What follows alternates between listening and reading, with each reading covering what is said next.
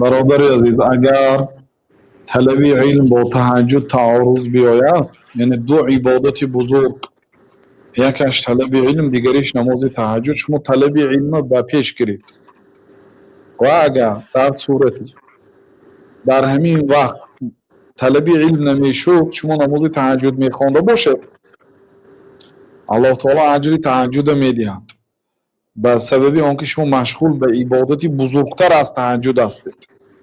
لیکن اصلا بعض استادان ما میگفتن که طالب العلم الذي لا يتهجد لا يقوم اللیل، طالب علمی که شبانه نماز قیام اللیل نمیخواند وای مسکین است میگفتن.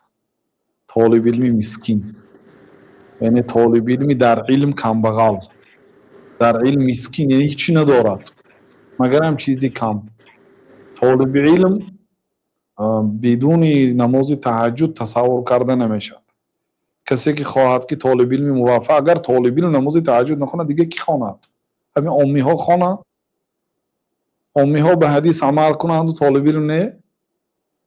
برای همین کوشش کنید اگر چی دو رکعت باشدم، اگر چی دو رکعت باشدم عادت کنیدتون. اگر عموما امکانیتی خواندن نباشد و وقتی درس باشد، بله طلب علم از نماز تهجد بالا هست. والله تعالی اعلم.